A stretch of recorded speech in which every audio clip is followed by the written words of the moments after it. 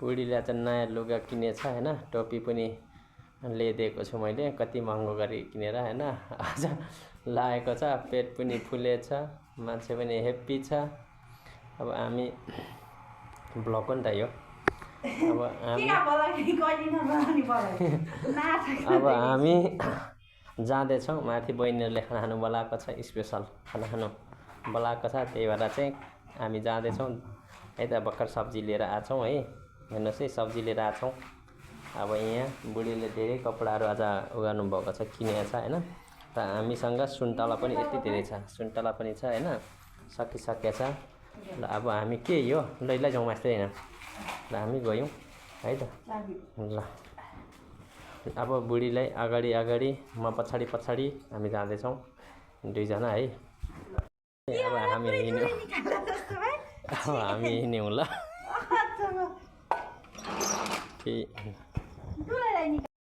के अरे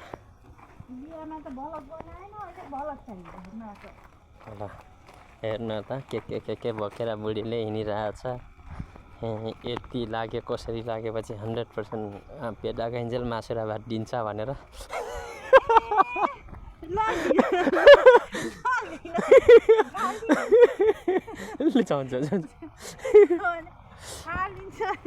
ल अब हामी हिँडिरहेछौँ फेरि पनि सोचिरहेछ मनमा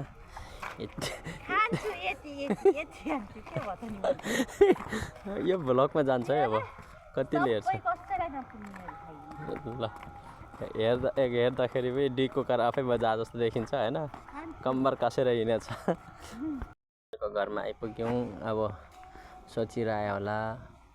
यता ल रेडी हुँदैछ कम्बर कस्दैछ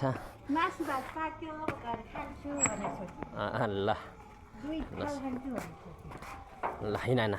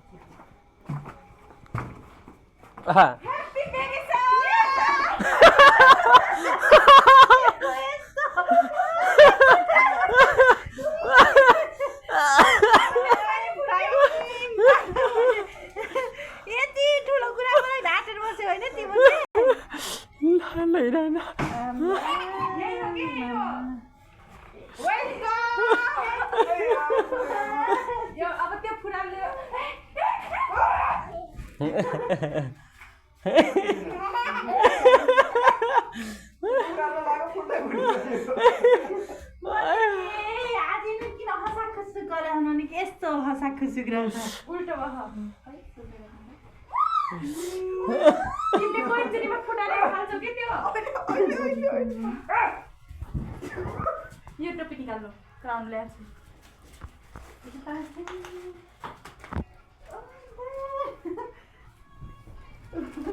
बस्नु त्यहाँ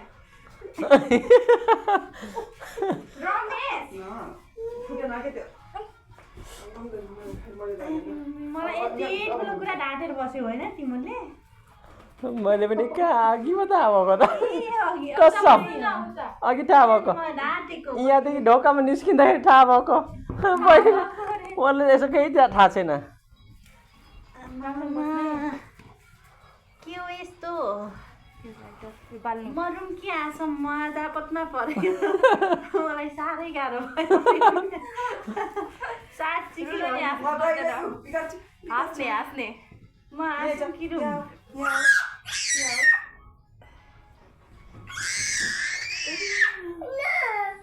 आऊ मसँग आउने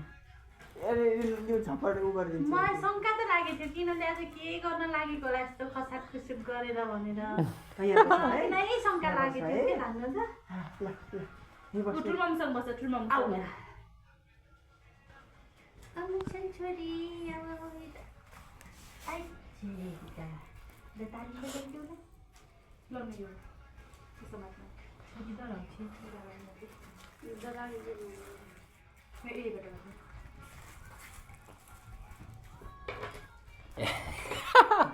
कहिले हो कि पुरालले त्यो आउनु बित्तिकै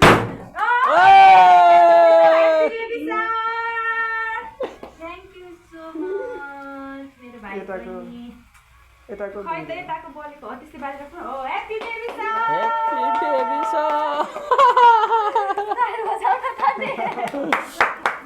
ल Have a safe delivery. Thank you. बनाउनु टिका लगाइदिनु अब खै म पछाउँछु आँटेर आउँछु ल कस्तो लागिरहेछ म त यति धेरै खुसी लागेछ नि त मामा फोड्ने ठाउँमा नफोड्ने नफोड्ने ठाउँमा फोरेस यस्तै हुन्छ त्यहाँ बसेर केही नि नगर्ने अहिले यहाँ क्ल्याप फुक्नु न मैले के गर्ने टिका लगाइदिनु सुरुमा आशीर्वाद दिनु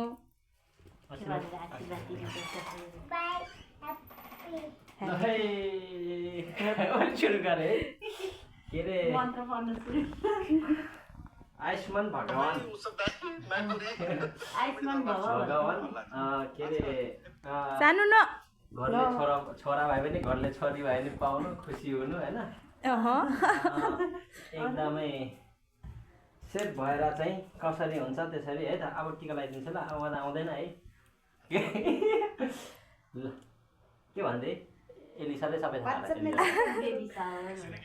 हेप्पी बेबी सर के भने है ल ल दुईचोटि लाउनु मिल्छ है अब खुवाइदिनु न त नि दही चिउरा खुवाइदिनु मिठाई खुवाइदिनु अरू के गर्नु त त्यो माथि माथिको उस गरेर गर्ने है प्लास्टिक फेरि उस हुन्छ कि एकदमै खुसी भएर है यहीँ हाल्ने यो अब मिठाई खुवाइदिनु मन लागेको छ यहाँ खुसी हुनु अरे के गरौँ तपाईँले त कागज मात्रै खुवाउनुहुन्छ जस्तो लाग्यो भएन मिठाई खुवाइदिनु केक काट्नु पहिला केक काट्नु अरे पहिला केक पो काट्ने हो त मिठाई खुवाइदिनु पहिला हो अब केक काट्नु ल सँगै मिलेर सँगै मिल्नु न यता आउनु न भेना पनि दिदीसँग ल happy baby shower thank you so much मेरो भाइ बहिनीलाई पनि भाइ परे है भाइ होइन बुढा हो यस्तो बेलामा त भाइ भन्नुहुन्न अरू बेला चाहिँ भाइ हो अन्त भइहाल्छ नि तिमीले फोड्ने ठाउँमा नफोर्ने अनि नफोर्ने ठाउँमा आएर फोल्दैछ त्यति धेरै होइन छोरी खानुपर्छ आज त अहिले हामीलाई नि त अहिले सबैले खुवाइदिन्छन् भनेर होला बिस्तारै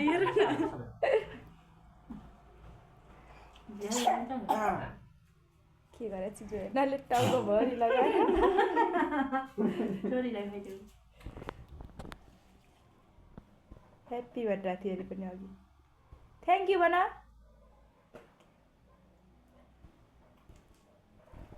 ल भेना यता आउनु अब यति धेरै होला मर्नी त कहिले ल यो बनाऊ न साँच्चीकै भनेको यस्तो छ भन्ने थाहा भएर म त साडी लगाएर चाहिँ ठिक्क परेर आउँथेँ नि यस्ता मान्छे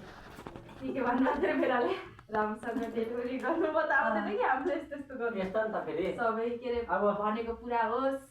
कहिले दुखी नहुनु भेडाले सधैँ खुसी राख्नु भएको होस् भेडालाई गाली नगर्नु भएको होस् मलाई त मार्छ नानीलाई राम्रोसँग हेर्नु भएको होस् मलाई मार्छ ल अब भनेर लिएको भए त तिमी तिम्रो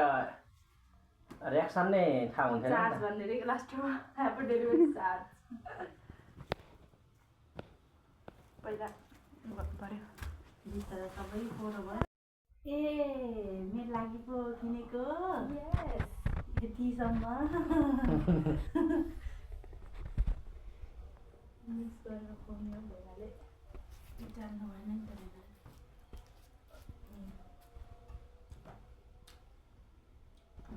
छोरीलाई गरेर पछि यो बाबुपट्टिको नि काट न